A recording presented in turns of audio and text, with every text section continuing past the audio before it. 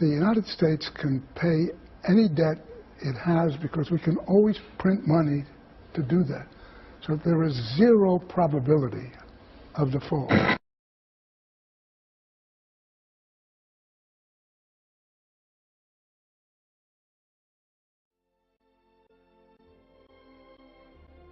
Tras varios años de abundancia y bienestar, a finales de 2008, las sociedades occidentales sufrieron un shock. Los estados entraron en pánico y los ciudadanos despertaron de un largo y apacible sueño. La fiesta había terminado. Entonces, los gobiernos usaron sus recursos prometiendo arreglar la situación. Sin embargo, después de haber gastado miles de millones y haber intervenido sin reparos en todos los sectores, los problemas no han hecho sino empeorar. Desde los medios de comunicación, las aulas universitarias, los más diversos foros políticos y, por supuesto, la gente de a pie, han alegado como originarias de la gran recesión las más diversas causas: la avaricia, la falta de regulación, el simple devenir de ciclos recurrentes en la economía, todas ellas con una tesis común: la culpa recae sobre el capitalismo. El mercado, otorgando una excesiva libertad a los ciudadanos, nos ha llevado a esto. ¿Qué parte de verdad encierra esta afirmación? ¿Es realmente el mercado libre el responsable de la mayor crisis económica de la era contemporánea? Es más, ¿existe realmente el mercado libre en las sociedades actuales? No vivimos en sociedades de mercado, vivimos en unas sociedades que son híbridos de libertad y de coacción. Todas las sociedades son así. Echarle la culpa de la crisis al mercado es ignorar la realidad. Esta es la realidad. La sociedad y la economía están muy intervenidas, particularmente en los sectores que entran en crisis, como fue la construcción y, por supuesto, el dinero.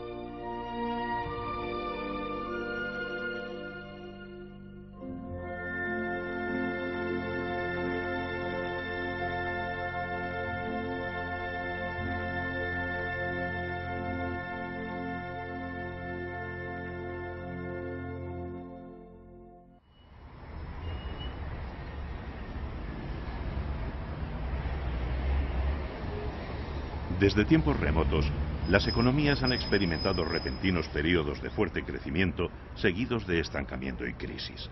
Este fenómeno, conocido como ciclo económico, no solo ha condicionado el desarrollo de las distintas sociedades, sino que por su continuada recurrencia ha hecho que las mismas terminen por acostumbrarse a él. Hoy la gente está más familiarizada que nunca con términos como crisis económica o inflación, dando por hecho su carácter inevitable. Sin embargo, ¿son los ciclos económicos inevitables?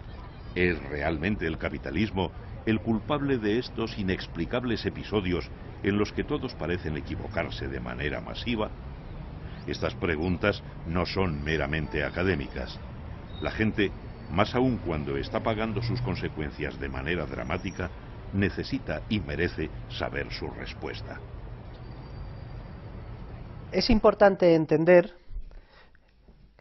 que si hay un sector intervenido en las actuales economías es el sector financiero y bancario, y que por tanto la crisis que actualmente nos asola no es una crisis de la economía de mercado, sino todo lo contrario. Aquí lo que sucede es que vivimos en una época de socialismo monetario absoluta, ¿no? Empezando porque el Banco Central es un monopolio público, porque el dinero o los pasivos que emite el Banco Central no son convertibles en nada, ni siquiera en oro. I think we live in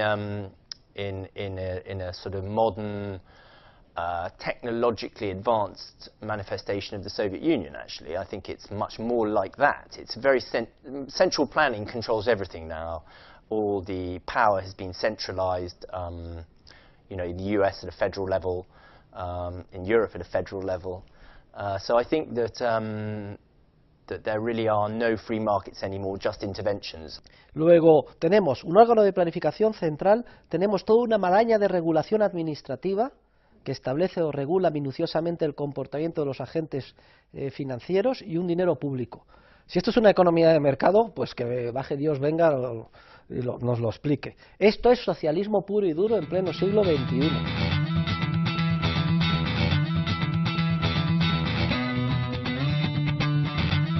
Si el mercado libre no existe, es evidente que no puede ser culpable de los continuos ciclos de auge y recesión y en consecuencia de las crisis económicas. La mirada entonces tendremos que posarla en la tesis contraria, es decir, las crisis económicas son consecuencia de la intervención de los gobiernos en la economía. Este singular argumento es precisamente el defendido por la llamada Escuela Austríaca de Economía y, pese a los intentos de la mayoría de la clase académica, ha sido contrastado repetidamente por la realidad hasta convertirla en la teoría económica en alza. Los dos elementos clave para explicar las crisis económicas son el dinero y los bancos. Pese a los exitosos intentos por pervertir ambos conceptos, es importante saber lo que realmente son o deberían ser. Bueno, el dinero se puede definir como todo medio de intercambio que es común y generalmente aceptado. Y su papel en la sociedad es clave, porque es lo que permite hacer frente a la incertidumbre ineradicable respecto de lo que va a acontecer en el ámbito económico el día de mañana, en el futuro. Sin el dinero solo había trueque y eso reduciría muchísimo las cantidades de intercambio. Volveríamos a un nivel de subsistencia, cada uno producía la mayoría de las cosas para él solo, porque existe el problema de la doble coincidencia de necesidades, que yo tengo que buscar a alguien que tiene lo que yo quiero y a su vez esta persona tiene que querer lo que yo le puedo ofrecer. Entonces sin dinero es muy difícil. Money.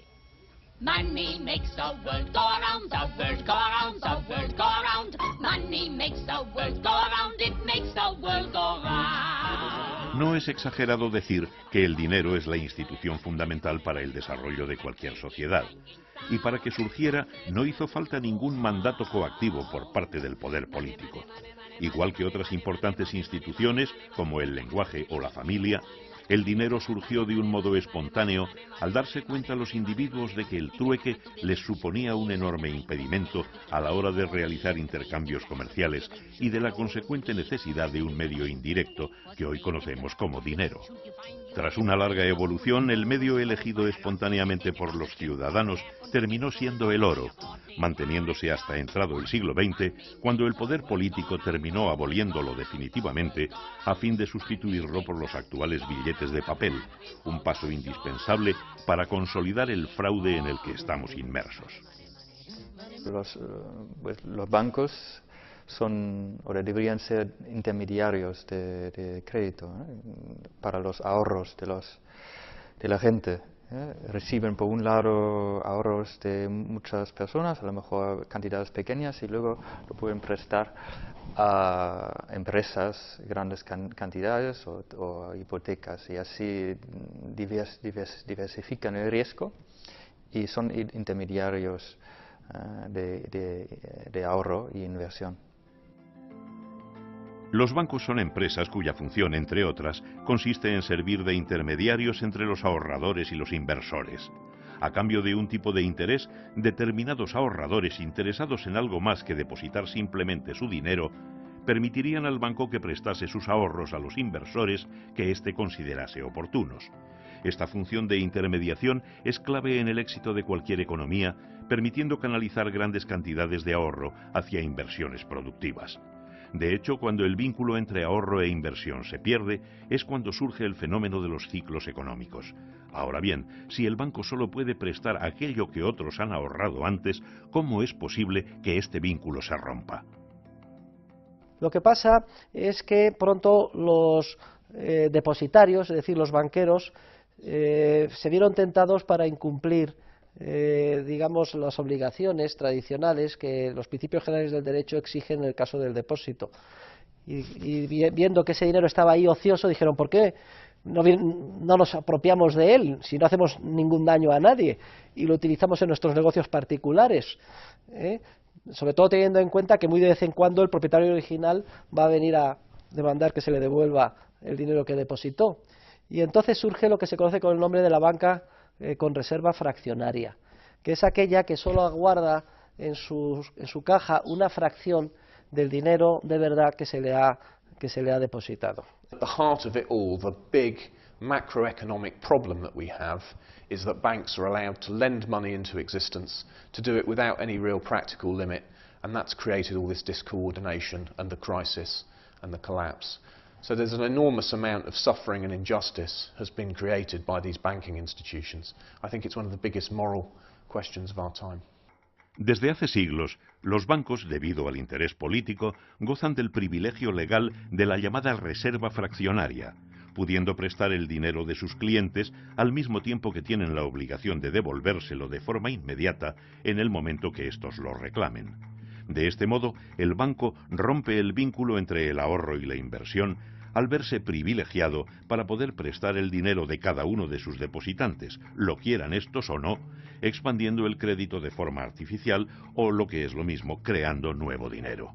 Así, cuando una persona deposita 10.000 euros en el banco, este, en vez de guardarlo todo, solo está obligado a guardar legalmente un 2%, pudiendo prestar a otro cliente el resto. Este cliente lo usará para, por ejemplo, comprar un coche. De este modo, el vendedor del coche ingresará este dinero en otro banco, que a su vez solo guardará el 2% y volverá a prestar el 98% restante en un proceso que podría repetirse hasta 50 veces.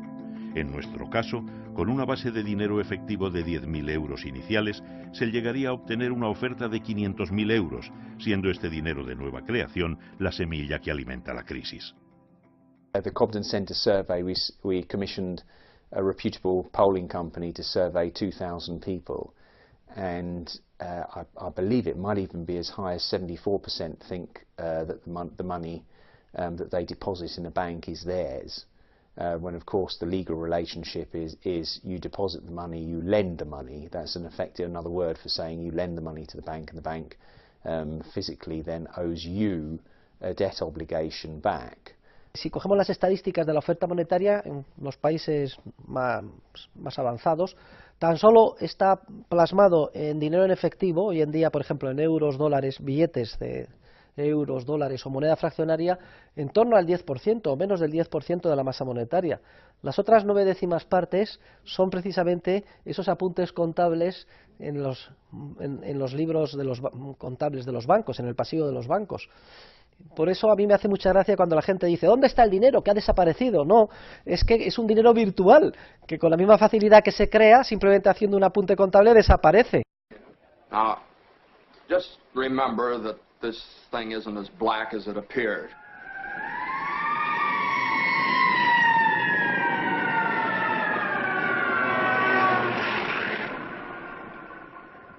I have some news for you, folks.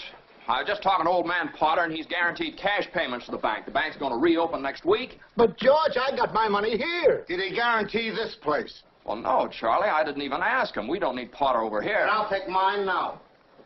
No, but you're thinking of this place all wrong, as if I had the money back in a safe.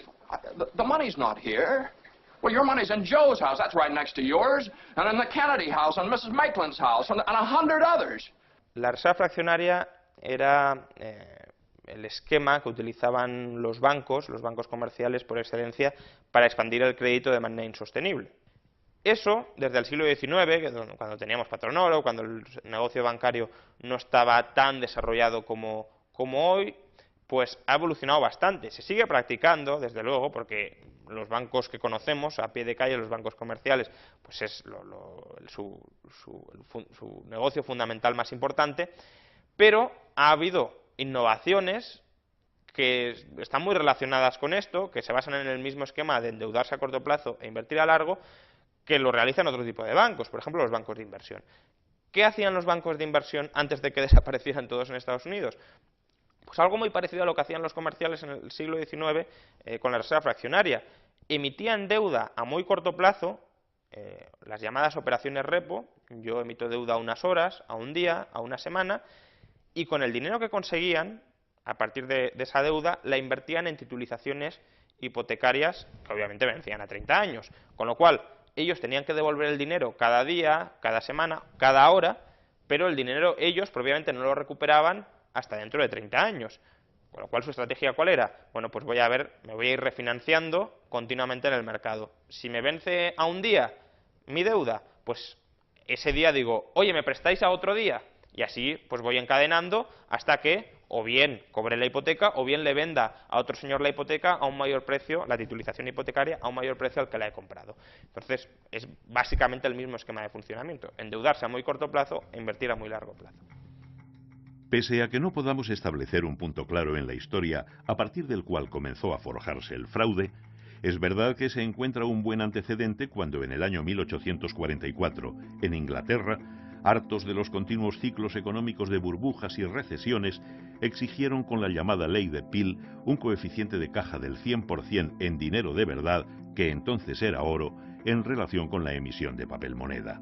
El problema es que los legisladores olvidaron incluir también la prohibición de emisión sin respaldo a los depósitos a la vista, de modo que los bancos, sin necesidad de emitir papel moneda, podían seguir creando nuevo dinero mediante simples apuntes contables en sus libros. Claro, esto hizo que los ciclos continuaran, las burbujas continuaran. Las burbujas, resultado de la creación de préstamos sin respaldo de ahorro real, que terminaban en última instancia en una crisis financiera cuando la gente se daba cuenta de que todo era artificial, ¿no? Entonces, se pone de manifiesto que cada un número regular de años los banqueros privados, cuando vienen las crisis financieras, son insolventes porque no tienen el dinero en efectivo, en oro, necesario para devolver todos los depósitos que han creado. Y entonces, ineludiblemente, es necesario crear un prestamista de última instancia que les salve de los apuros cada vez que vienen mal dadas. Claro, para poder salvar a los banqueros privados cada vez que viene una crisis financiera, es necesario que este banco principal, prestamista de última instancia, sea capaz de generar de la nada toda la liquidez necesaria para tapar los agujeros de los bancos privados. Y eso no se puede hacer con oro, porque no se puede crear de la nada oro. La tan ansiada piedra filosofal que buscaban los gobernantes medievales, pues no se encontró nunca.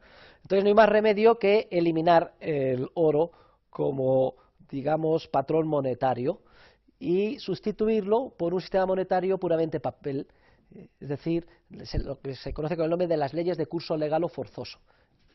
El Banco Central es una especie de negocio o de relación entre el poder político y una parte del sistema financiero. Originalmente los bancos centrales eran privados. Entablaron una relación con el gobierno de tal manera que el gobierno les decía: te otorgo el monopolio de la emisión de moneda, que es un negocio extraordinario, y a cambio tú me financias. Luego vemos cómo el error de la ley de Peel lleva, por un lado, a la aparición del prestamista de última instancia, el Banco Central, y por otro lado, a la eliminación paulatina del oro y a su sustitución por un sistema puramente fiduciario tipo papel, en este caso, libras de papel. Whereas in 1971, the Bretton Woods system folded completely with the closing of the gold window by the Nixon administration in the US, leading us into a world of global paper currencies, where every currency in the world is confidence-based as opposed to being physically backed. I have directed Secretary Connally to suspend temporarily the convertibility of the dollar into gold or other reserve assets, except in amounts and conditions determined to be in the interest of monetary stability and in the best interest of the United States. En conclusión, el sistema financiero actual, basado en la creación de los bancos centrales, la sustitución del dinero real por billetes de papel y el privilegio legal a los bancos privados para que puedan manejar a capricho los ahorros de sus clientes, es la clave para que el poder político siga a costa de su propia supervivencia, provocando tanto las crisis económicas como sus dramáticas consecuencias. Los gobiernos quieren gastar. Y impuestos no son muy populares, porque la gente ve claramente que el gasto del gobierno tiene un coste, que son los impuestos que le quitan el dinero. Entonces, otra forma de financiar los gastos es por la producción de nuevo dinero. Entonces, el gobierno gasta más que recibe en impuestos, por la diferencia imprime bonos estatales, luego el sistema financiero, los bancos, compran una gran parte de estos bonos y luego el Banco Central compra estos bonos. En los Estados Unidos los compra directamente, o en la Unión Europea, en la zona euro, lo acepta estos bonos como colateral para nuevos préstamos a los bancos. Entonces los bancos reciben nuevo dinero que pueden expandir el crédito y los precios suben. Entonces la gente paga también para los gastos públicos, pero paga por la inflación y no lo relaciona esto. Entonces es más popular, porque si tú subes impuestos, los votantes te van a castigar probablemente, pero con el déficit público, que se financia con la monetización y la inflación, la gente no te castiga o no te castiga tanto. Tenías razón, Teofilito, ganar dinero es muy divertido y está chupado con el duplicacharro multigismer, casi tan chupado como gastarlo. ¡Oh, no! No me digáis que habéis gastado dinero duplicado. Claro, ¿qué tiene de malo? ¡Que si sigue duplicando se podría hundir la economía! ¿Por qué dice eso? ¿Es que no lo veis? Si todos lo tienen, perderá valor, los precios subirán y todo el mundo querrá tener más y más dinero. ¡Será el caos! $10.000, precio exacto. Hoy no llevo cambio. La inflación, la gente no la percibe como impuesto, la percibe como una política monetaria más, como una herramienta más para solucionar determinados problemas en determinadas circunstancias, y la realidad es que empobrece a todos los habitantes por igual, porque lo que hace es mermar la capacidad adquisitiva. Mermar la capacidad adquisitiva de un pobre, una persona que tiene una renta baja, no es lo mismo que mermarla de un rico, un señor que tiene una renta alta. Entonces es mucho más grave, o descansa mucho más sobre los hombros de los pobres. En la práctica, la señal que provoca el inicio del ciclo económico es la bajada de los tipos de interés. Cuando estos caen, los empresarios se lanzan a iniciar negocios nuevos que parecen ser rentables. Esto es así cuando los tipos de interés bajan por causas naturales, como el aumento del ahorro real de la gente. El problema es cuando la bajada de los tipos de interés se produce por la manipulación de los bancos centrales y los gobiernos, llevando con ello a los empresarios a cometer errores fatales de un modo masivo. Es verdad que en principio se producirá un auge económico, se reducirá drásticamente el desempleo, subirán las bolsas, aumentará el valor de las inversiones y con ello la ilusión de la gente, que creerá por fin posible llevar un mejor estilo de vida. Sin embargo, antes o después, todo termina revelándose como una gran mentira. Resulta que como la bajada inicial de los tipos de interés era artificial, los proyectos emprendidos por los empresarios y con ellos todos sus aparentes beneficios resultan ruinosos. Ruinosos tanto para la gente como para los propios bancos, que haciendo uso de su privilegio legal, no solo habrán prestado el dinero de aquellos que no querían prestarlo, sino que se lo habrán prestado a gente que ahora será incapaz de generar los beneficios suficientes para devolverlo, y que además lo tendrán invertido en bienes con un valor inflado que está a punto de caer. Así, una vez que terminen subiendo los tipos de interés, el banco sufrirá unos problemas de morosidad que ni siquiera podrán arreglarse quedándose con el patrimonio del moroso, cuyo valor estará a la baja, llegando a una situación tan dramática que ni siquiera los bancos centrales podrán hacer nada para arreglarlo. La única salida será entonces la recesión económica, proceso en el que tendrán que purgarse todos y cada uno de los errores provocados por la penosa e interesada relación entre los propios bancos centrales y los gobiernos. ¿Y quién paga todo esto? Pues los usuarios de la moneda. En este sentido es un gran fraude, porque ni siquiera eso se vota en el Parlamento.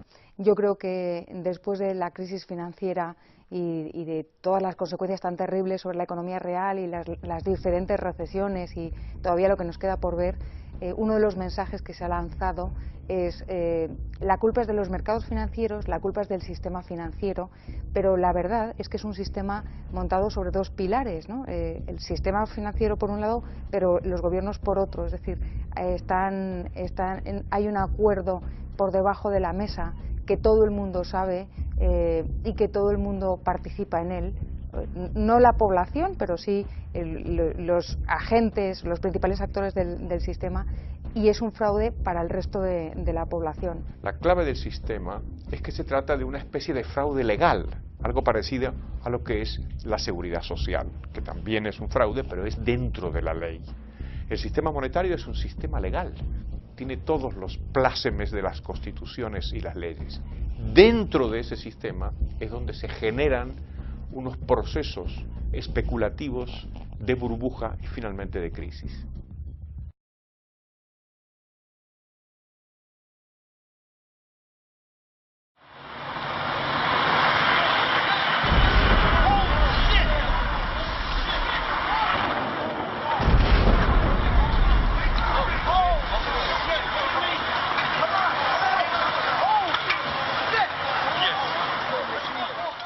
Es muy difícil ponerle una fecha a la crisis, pero si estamos de acuerdo de que la crisis tiene que haber venido del periodo de expansión anterior, probablemente podemos encontrar la raíz de la crisis en torno a la caída de las Torres Gemelas, digamos, para buscarle una fecha.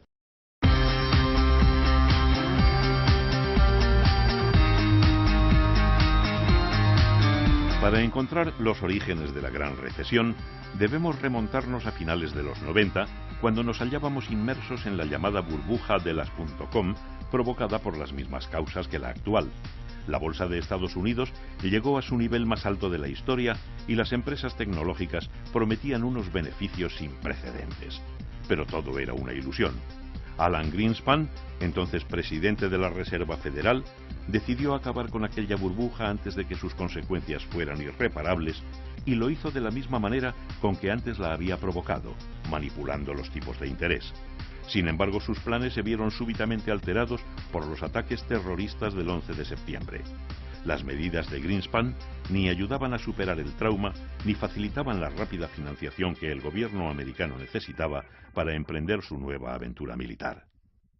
You feel that your ideology pushed you to make decisions that you wish you had not made. Well, remember that what an ideology is a conceptual framework with the way people deal with reality. Everyone has one. You have to exist, you need an ideology. The question is whether it is accurate or not. And what I'm saying to you is, yes, I found a flaw. I don't know how significant or permanent it is, but I've been very distressed by that fact. Debido o no a este profundo error intelectual, los tipos de interés volvieron a ser manipulados tanto por la propia Reserva Federal como por el Banco Central Europeo, inundando el mercado con nuevo dinero. Si los bancos este dinero de nueva creación en forma de depósitos, que crean de la nada entregando una chequera, lo gastaran en bienes y servicios de consumo, hombre, esto distorsionaría, pero sería relativamente inocuo, solo afectaría o impactaría en el precio de esos bienes y servicios de consumo. El problema gravísimo es que el dinero de nueva creación lo prestan. Lo que leemos tantas veces en la prensa, de que hace falta que se abra el grifo del crédito. Yo cada vez que oigo eso me pongo nerviosísimo.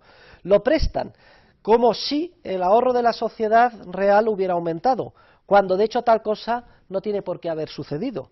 Entonces, si lo prestan, lo que están haciendo es poniendo a disposición de los empresarios capacidad de pago y enviándoles el mensaje o la señal de que deben de emprender procesos de inversión que deben de madurar en un futuro más lejano.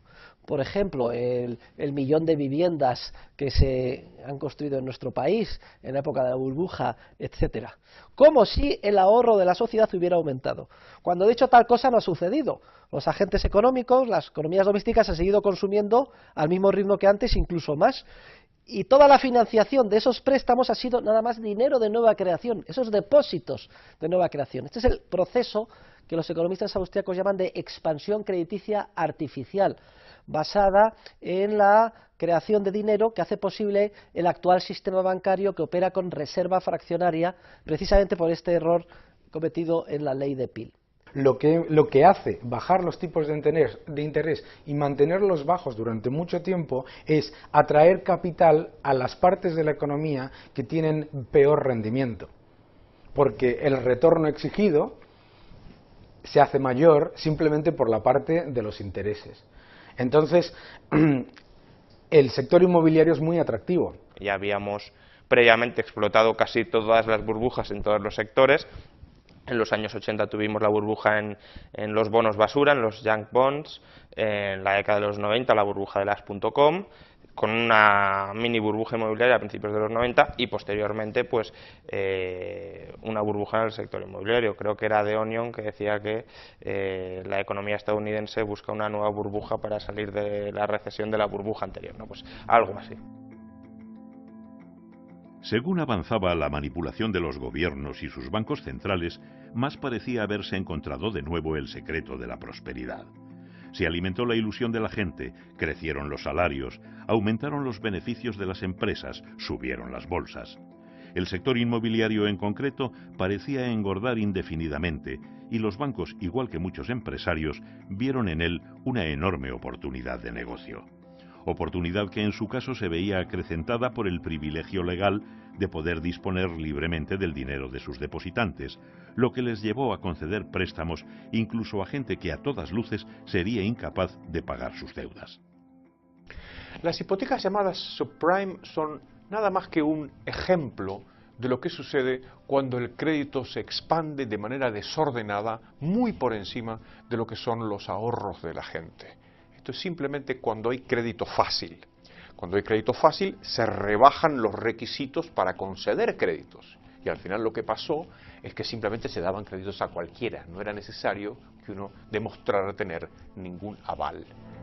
Aparte de las maneras que ya se han explicado, los bancos comenzaron a financiarse vendiendo préstamos, llamados titulizaciones, que ellos mismos habían concedido. Básicamente, una vez que un banco había concedido, por ejemplo, 100 hipotecas en Estados Unidos, podía hacer con ellas un paquete y vendérselo a cualquier inversor que estuviera interesado en la rentabilidad que de ello pudiera obtener, ya fuera un fondo de pensiones suizo o un banco japonés. De este modo, el banco americano recuperaba inmediatamente la inversión realizada y podía lanzarse a conceder nuevos préstamos que a su vez vendería más tarde, volviendo a empezar el proceso. Por eso, cuando más tarde estalle la crisis en Estados Unidos, los efectos se harán sentir por todo el mundo. Los nombres de los bancos que gracias a la intervención estatal hicieron de esta actividad su principal negocio no tardarían en aparecer a diario en las portadas de todos los periódicos unos años después. Pensaban que la burbuja iba a continuar. Entonces, casi daba igual si la gente no puede pagar su hipoteca, aunque el riesgo estaba muy alto que no iban a pagar, porque al final el banco entonces recibe la casa. Y como la casa sigue creciendo en valor, pues se quedan con la casa y luego la vendan con un beneficio, ¿no? Es decir, pensaban que la burbuja iba a continuar. Y eso pensaba incluso Bernanke, que dijo que nunca había un periodo de tiempo en los Estados Unidos donde en todos los Estados Unidos bajaban el precio de las casas. Es decir, todos estaban en esta burbuja que iba a continuar. What I think is more likely is that house prices will slow, maybe stabilize, might slow consumption spending a bit. I don't think it's going to drive the economy too far from its full employment path, though. No solo las ilusorias perspectivas económicas alentaban a los bancos a unas prácticas que terminarían descubriéndose como suicidas. Por si fueran pocos sus privilegios legales, los gobiernos dedicaron sus energías a que sus actividades no decayeran. Un ejemplo muy claro fue la labor llevada a cabo por las compañías hipotecarias Freddie Mac y Fannie Mae, que básicamente dedicaron sus esfuerzos a la lucrativa tarea de adquirir las titulizaciones de hipotecas que ya habían vendido antes los bancos, reempaquetarlas y volverlas a vender, sabiendo que contaban con el respaldo implícito del gobierno americano, de modo que si quebraban, sabían que el gobierno se haría cargo de su deuda, como finalmente pasó. Hasta entonces, sin embargo, su actividad servía para que los bancos contasen con nuevos fondos, reiniciasen el proceso, titulizando no solo hipotecas, sino préstamos al consumo, a estudiantes, a la adquisición de coches, y engordasen la burbuja aún más, expandiéndola a otro tipo de negocios, entre los que destacaron las aseguradoras financieras y las agencias de calificación. Las agencias de calificación básicamente se dedicaban a, cuando los bancos titulizaban, o emitían deuda para financiarse ellos mismos, decían, bueno, esta titulización o esta deuda es de esta calidad, de muy buena calidad, por ejemplo, y por eso cobraban. Y luego las agencias aseguradoras lo que hacían era asegurar, como su nombre indica, que si quebraba, o si se impagaba, mejor dicho, esa deuda, ellas responderían a través de un instrumento financiero llamado CDS, ¿no? Seguro contra riesgo de impago. Al principio todo iba muy bien. ¿Por qué? Las aseguradoras mismo pues iban asegurando, y como nadie impagaba, pues cobraban por la prima del seguro, pero no desembolsaban nada. Y luego las agencias de calificación, porque normativamente, por regulación, era obligatorio pasar por ellas. Con el paso del tiempo, como la manipulación de los bancos centrales y los gobiernos hizo que la inversión se focalizara en actividades tan concretas como la inmobiliaria, no tardó mucho en desvelarse la falta de inversión en otros sectores como las materias primas, vitales a la hora de seguir construyendo. Esa falta de inversión supuso una intensa subida de precios que los beneficiados por la expansión crediticia trataron de repercutir con poco éxito a los consumidores, provocando en última instancia el cierre de muchas empresas y el consecuente despido de trabajadores. Si tú repercutes aumentos de costes en toda la economía a los consumidores se les acaba la renta. Entonces, tú tienes que, como consumidor, tienes que empezar a discriminar. Me han subido un 20% la gasolina y me han subido la comida un 30%. Pues si te elevan el precio de los alimentos un 30% y el de la gasolina un 20%, o al revés, vamos, tú tienes que elegir, ¿viajo menos o como otro tipo de productos más baratos? Y al elegir, pues estás quitándoles demanda a unos y dándosela, o manteniéndosela, mejor dicho, a otros.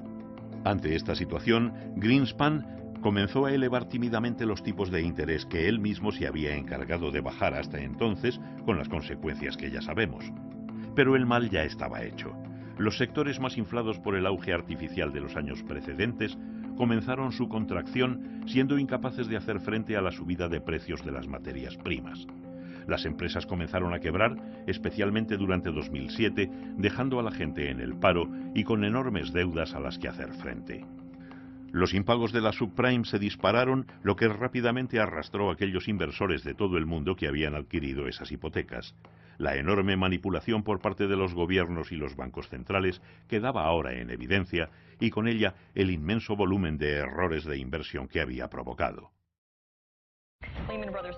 Around the world, both Asian and European shares are sharply lower. Asia's biggest stock exchange are closed, but every... En la época de la burbuja todo el mundo está encantado y nadie se atreve a parar la fiesta. W takim krótkim okresie, jak już powiedzieliśmy, następuje krach. Ludzie się budzą pewnego dnia z taką informacją, że to wszystko była iluzja, że nieprawda, że na krótką metę przez jakiś czas można tak żyć na kredyt, ale później ktoś za to musi zapłacić. Ostatecznie okazuje się, że to oni sami muszą zapłacić.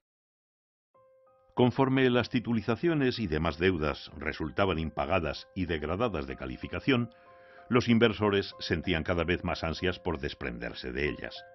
Cuando en verano de 2007 se produjeron los primeros avisos serios de que algo grave pasaba, los bancos centrales, presos del pánico, se embarcaron en una suicida huida hacia adelante, inyectando a los bancos aún más dinero a fin de generar confianza.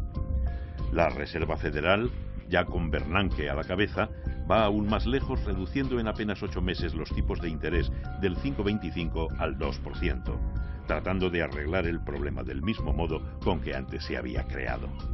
Como era de esperar, la situación se agravó al acentuarse la inflación, especialmente en el mercado de las divisas y sobre todo en el de las materias primas. La conjunción del paro, la merma del poder adquisitivo, las regulaciones estatales y sobre todo la continuación de un ajuste de la estructura productiva que aún no había finalizado, provocaron que los impagos a los bancos continuaran creciendo hasta que a mediados de 2008 se produjo la primera quiebra sonada del sistema bancario estadounidense. Cuando Bear Stearns cayó, mucha gente de repente se dio cuenta que Bear Stearns tenía 35.000 millones de exposición a créditos de baja calidad en dos fondos particulares que tenía. Eso no lo sabía prácticamente nadie. Lo sabían Y lo habían dicho y lo estaban diciendo una y otra vez inversores que estaban constantemente hablando del riesgo de la burbuja. El problema de Bear Stearns, ¿cuál fue? Pues que empezaron a ver los inversores que su cartera de titulizaciones era de mala calidad. Tenía un impago, una ratio de impago muy grande. Entonces, claro, tú como inversor te planteabas, ¿debo refinanciar a Bear Stearns si sus inversiones tienen un agujero muy grande, si hay un riesgo de impago muy grande? Porque en cualquier momento, si yo le refinancio, me puede dejar de pagar a mí porque no se va a cobrar de las hipotecas. Entonces, empezó a cundir un lógico nerviosismo, la gente le dejó de prestar, como Bear Stearns no tenía prácticamente líquido, activos líquidos, la tesorería en 3 días le desapareció y dijo, ¿ahora qué hago? Bear Stearns fue el mini shock, porque Bear Stearns por lo menos se generó con de una manera abierta en el mercado. El gobierno apoyó ligeramente a Bear Stearns, pero JP Morgan compró los activos. Fue una quiebra ordenada. El problema fue Lehman. Pronto corrieron rumores acerca de la solvencia de Freddie y Fannie, por lo que el gobierno americano anunció que en caso de ser necesario las rescataría. Pese a la aparente calma que estas declaraciones supusieron, la primera semana de septiembre de 2008 se hizo evidente la quiebra de ambas, optando el gobierno por invertir $200.000 millones en ellas. Why do you feel so compelled to do this? And in the end, could this cost several $100 billion? Harry, these companies are so big and so interwoven into the financial markets and our financial system, we had no choice. De nada sirvió. Solo una semana después, además de anunciarse que Merrill Lynch se vendía a precio de saldo, se produjo la mayor quiebra de la historia. Todos los bancos tenían deuda o titulizaciones garantizadas por Freddie Mac y Fannie Mae. Entonces, si los bancos de inversión habían invertido en esto y estos activos ya empezaban a ser de mala calidad porque estaban rescatadas, ¿qué pasaba con esos bancos? Y ahí, pues, a Lehman Brothers le pasó algo muy parecido a Bear Stearns en marzo. El problema para mí empezó realmente con Lehman, que fue cuando se empezó a constatar de manera evidente que los estados decidían quién se rescata, quién sobrevive y quién no. There's no public money for a bailout of Lehman Brothers. And even if the money were accessible, there would be no political will. Political will? Was it political will to bail out Fannie and Freddie? Things were different then. 5 days ago. Se le cortó la financiación en el mercado, no pudo refinanciarse, pero tampoco, y no está claro por qué, no quiso acudir a la Reserva Federal. Lo que se intentó fue que algún grupo extranjero lo comprara. ¿Qué pasa? Que lo quisieron comprar a un descuento tan grande que el propio CEO de Lehman Brothers dijo que era inaceptable. Y él jugó la baza de, pues, si no me dais mejores condiciones, quiebro. Él debía considerar que era una amenaza muy creíble. ¿Por qué? Porque era un banco too big to fail, ¿no? Era un banco que no se podía permitir que quebrara. Y ahí se permitió que quebrara. Y al quebrar, pues, digamos que todo el castillo de naipes de expectativas sobre el que se había construido el sistema financiero mundial, que los bancos nunca iban a quebrar, pues se vino abajo. Se introduce tal nivel de incertidumbre en el mercado sobre los activos que estos bancos tienen, que estos bancos, ellos mismos, dejan de prestarse entre ellos. Luego también la agencia aseguradora AIG, como se empezaron a multiplicar los impagos y tenía tantos seguros contra impagos, pues también empezó a recibir un montón de reclamaciones de reponme el capital y no podía hacer frente a ello, con lo cual fue otra que tuvo que ser rescatada porque si no habría quebrado y se consideraba inaceptable que quebrara. Al final, ¿qué sucedió? Bueno, pues la Reserva Federal sostuvo el crédito a corto plazo. Solo prestaba a corto plazo la Reserva Federal, no como luego, que se ha puesto a comprar activos a 30 años, que eso es una barbaridad. Y bueno, aguantó el sistema. Y luego, el gobierno de Estados Unidos, por otro lado, lo que hizo fue recapitalizar los bancos con dinero público. Que no es ni mucho menos la opción preferible, pero tampoco fue pues un disparate absoluto, porque en Estados Unidos, afortunadamente, el activo de los bancos tenía partes muy malas, pero también tenía partes relativamente aceptables, con lo cual a los pocos meses del rescate pudieron devolver todo el dinero. Ya digo, no fue la mejor opción, habría habido otras opciones mejores, pero no fue el disparate como se pudo hacer en otros países como Islandia, que quiso rescatar todo su sistema bancario sin tener ninguna posibilidad real para ello.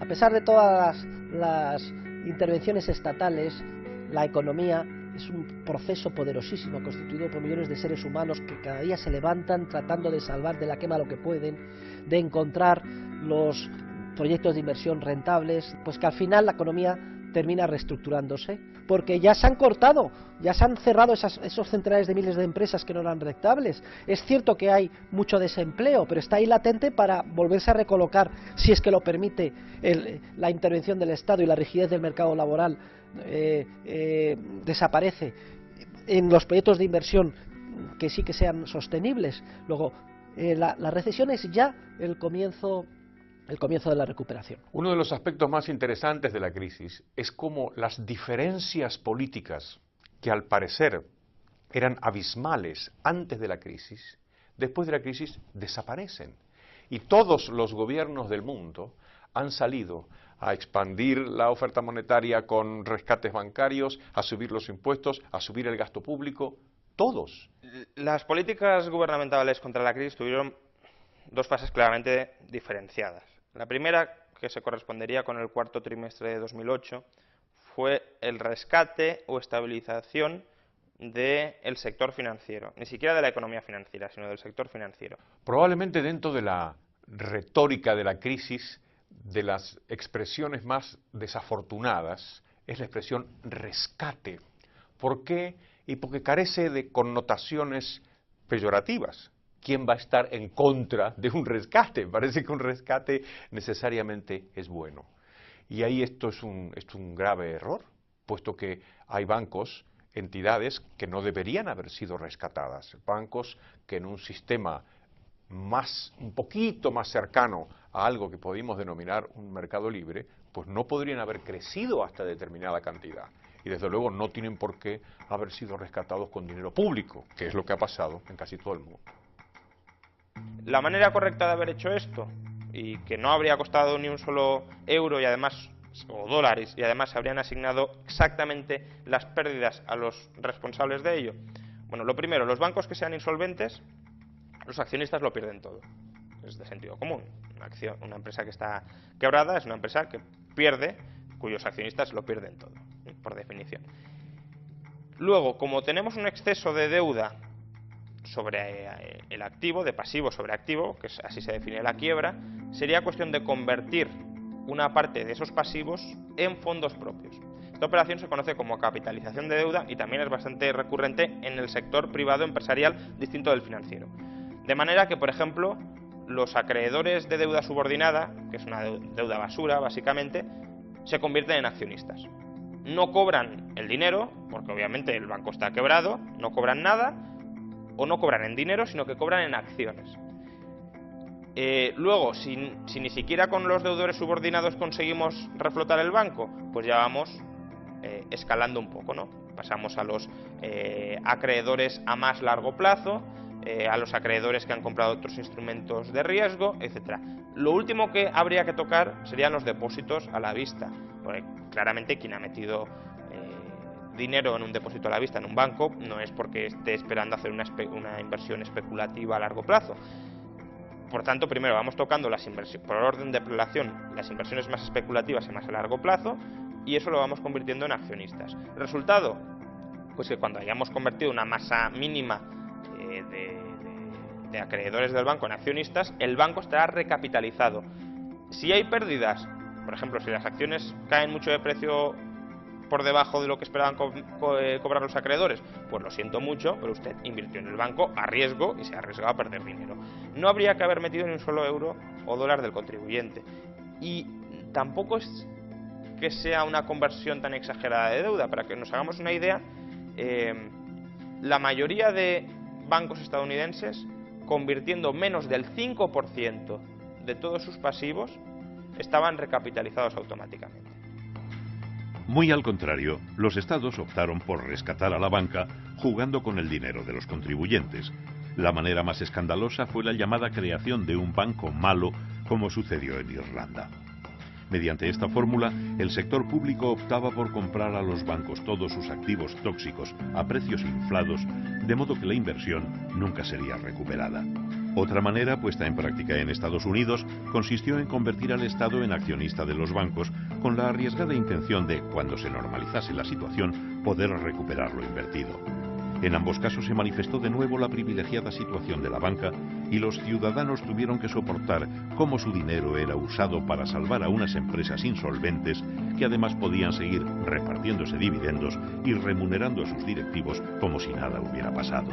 Una vez se consiguió la estabilización del sistema financiero, se pensó que lo único que hacía falta para ya volver a recuperarnos era que a la economía real, que había quedado un poco pachucha, pues darle alguna alegría, estimularla un poco. Y eso se intentó a partir de enero-febrero de 2009. Ahí se implementaron una enorme cantidad de planes de estímulo para la economía. En esto consiste el Plan Español de Estímulo de la Economía y el Empleo, que desde hoy vamos a llamar Plan E. ¿Qué sucedió? Pues que claro, ¿quién compró esa deuda pública durante años? El sistema bancario. Cuando se empieza el proceso de endeudamiento de los estados, se continúa con el proceso del endeudamiento de los bancos. Y ese ha sido, es difícil decir quién fue primero, la gallina o el huevo, pero lo que sí es fácil es decir que lo que hemos tenido ha sido un proceso en el que los dos estaban participando del mismo problema e impulsando el mismo problema a la vez. La estabilización y el rescate del sistema financiero, que como digo tenía su parte de lógica, que habían acometido a finales de 2008, se truncó en 2010 y sobre todo en 2011. ¿Por qué? Porque contaminaron todo el balance de los bancos y lo contaminaron con activos tóxicos, esta vez no hipotecarios sino de deuda pública. Y ese es para mí el mayor riesgo de la política actual, que en vez de atacar un problema de deuda como se debe atacar, que es reduciendo la deuda, se está atacando un problema de deuda con más deuda. Si suponemos que no se podrían haber corregido las cosas antes, o sea, si damos por supuesto que la historia anterior es inevitable y nos encontramos con el estallido de la crisis, ahí había que abordar diferentes soluciones. Una es la apertura de los mercados. Es importante que cuando la economía cae, cuando se restringe la actividad económica, la economía sea muy flexible para que los agentes puedan cambiar rápidamente de actividad. Cuando perciben que un sector está muy inflado, como por ejemplo sucedió con la construcción o con la banca, puedan rápidamente cambiarse de sitio. Para eso hay que cambiar la legislación laboral, hay que abrir los mercados de todo tipo. Eso es un campo. El otro campo es el campo de la hacienda. Y ahí lo que habría que haber hecho es bajar el gasto público, bajar los impuestos y bajar la deuda pública. Los gobiernos hicieron estas tres cosas al revés. Subieron los impuestos, subieron el gasto y subieron la deuda pública. Y el tercer campo es el campo bancario, claro. Intentar reformar el sistema ajustándolo de tal manera que esa capacidad natural dentro de este sistema que tiene para crear burbujas se vea un poquito mitigada en el futuro.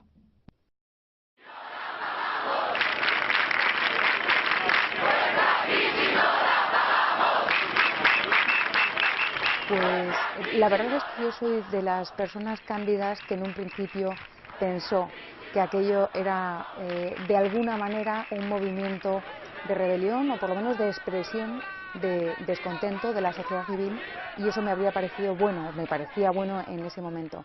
Está muy bien salir a la calle y decir nos estáis tomando el pelo, pero hay que ser consecuente y no dejarse embaucar por las fuerzas políticas que te van a seguir prometiendo el oro y el moro, ¿no? Más grave aún que el desconocimiento económico de la gente es que las ideas más peligrosas, aquellas que nos han llevado a todos a sufrir la gran recesión, son precisamente las que abundan entre los supuestos intelectuales. La semilla del mal, sembrada hace años por Keynes, florece en las ideas de economistas tan afamados como Greg Mankiw, que a fin de condenar el ahorro y animar el consumo, llegó a proponer la eliminación por sorteo de todos los billetes con el número de serie seleccionado en la tómbola. Medida apoyada por Paul Krugman, el economista que, fiel a sus ideas, en 2001 aconsejó crear la burbuja inmobiliaria y que, una vez estallada, lejos de reconocer sus errores, ha ahondado en ellos, llegando a alabar cosas como la guerra de Irak o la invención de una invasión extraterrestre. If we discovered that space aliens were planning to attack, and we needed a massive buildup to counter the space alien threat, and really inflation and budget deficits took secondary place to that, this slump would be over in 18 months. Fueron muchos los economistas que, utilizando la ciencia económica dominante y mayoritaria, decían que no había ningún problema. They tell us that we should have more credit. More credit is the thing that got us into the problem in the first place. They should tell us we should have more spending. More spending was government spending was the thing that got us into the trouble. They tell us we should have more regulation, and it's all various different flavors of regulation. It doesn't really necessarily matter what it is. It's just more of it. And all these things have failed. Absolutely failed.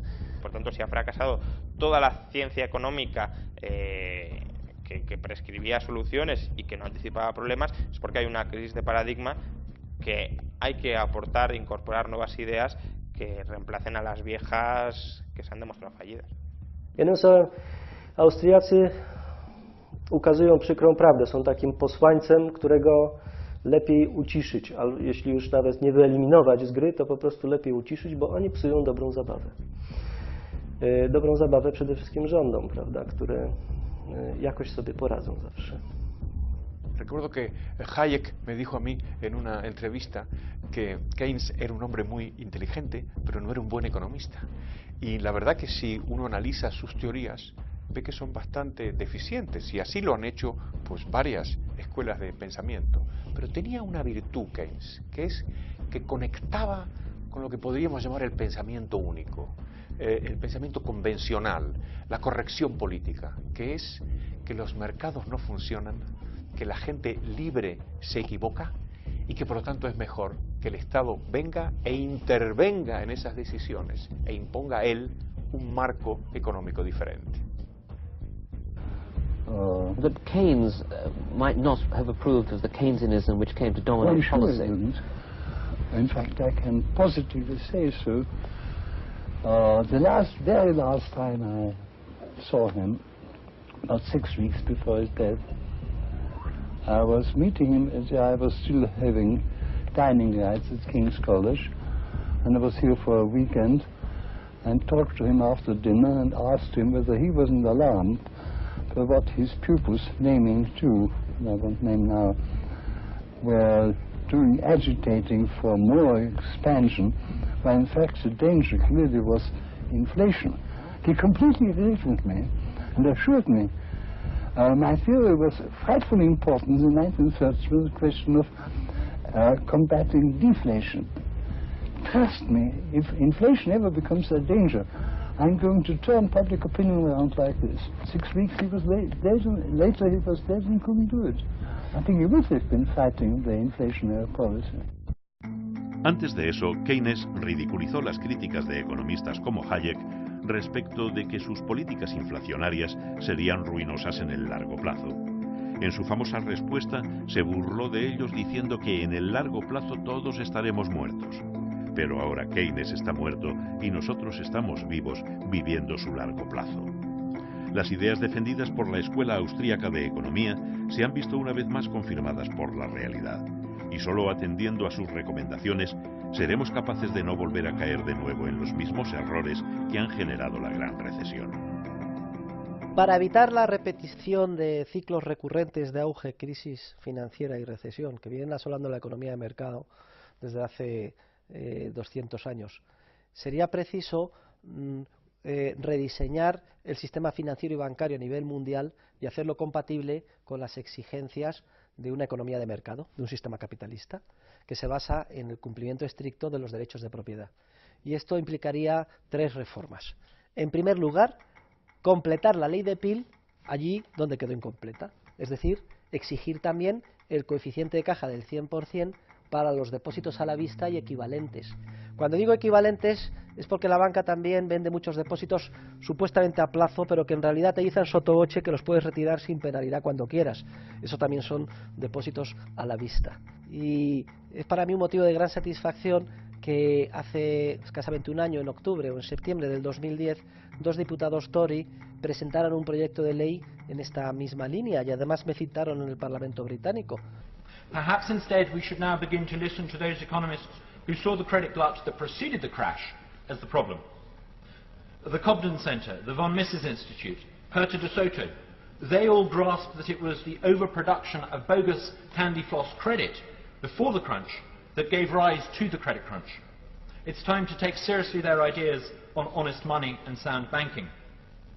Now, the Keynesian monetarist economists might recoil in horror at the idea. Their orthodoxy holds that without these legal privileges for banks, there would be insufficient credit.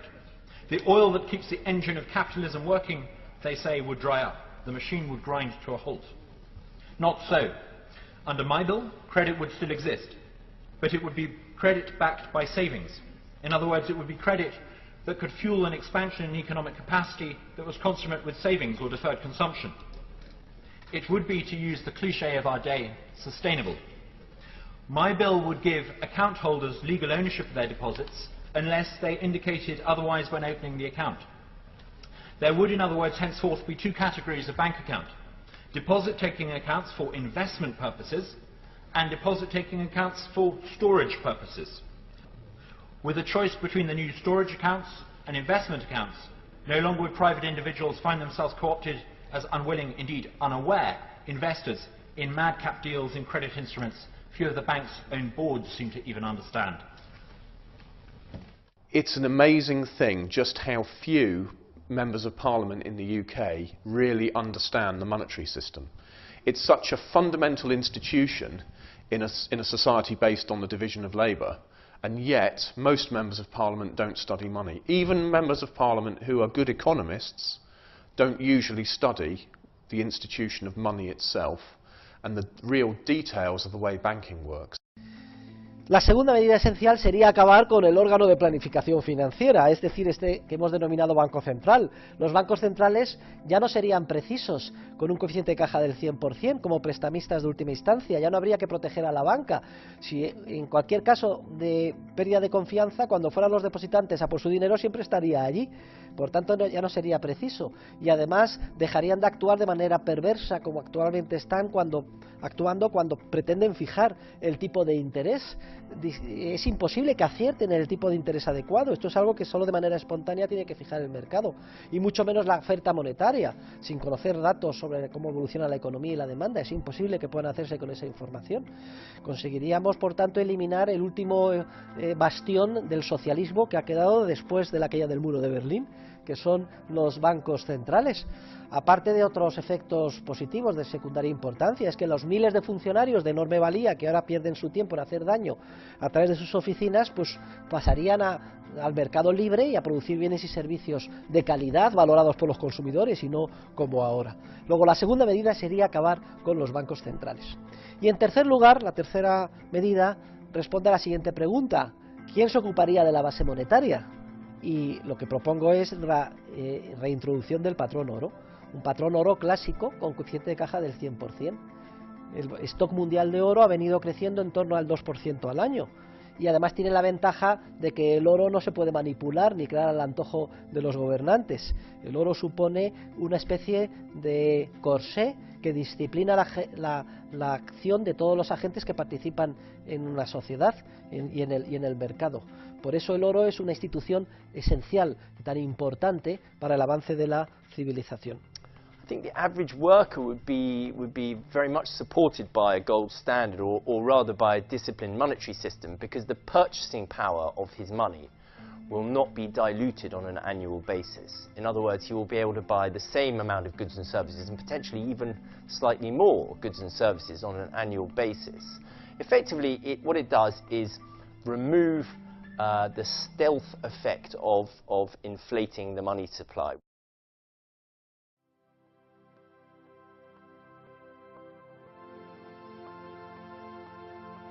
No hace tantas generaciones, los hombres y mujeres de bien arriesgaron sus vidas por recuperar la libertad que les había sido arrebatada. Muchos murieron en el intento. La historia de la humanidad no es sino la larga lucha de los hombres contra la opresión. Hoy el riesgo es menor, infinitamente menor, pero lo que está en juego es exactamente lo mismo. Hemos visto cómo los individuos han enfrentado multitud de crisis a lo largo de la historia, y de todas ellas han salido con un poder político más fortalecido. ¿Hasta cuándo seguiremos cometiendo el mismo error? Tenemos la obligación moral de conquistar para siempre la libertad. Es nuestro momento. Y separar completamente el poder político de las finanzas es el paso fundamental para conseguirlo. Solo así alcanzaremos la verdadera libertad, y con ella la paz y la prosperidad. De nosotros depende. Lo único que me temo es que una vez que con grandes dificultades hayamos salido del pozo y la economía ya se haya recuperado y el desempleo se haya absorbido, es que, igual que en el pasado, se reiniciará el proceso de nueva expansión crediticia, nueva euforia, etapa de burbuja especulativa y de nuevo otra crisis financiera y otra recesión.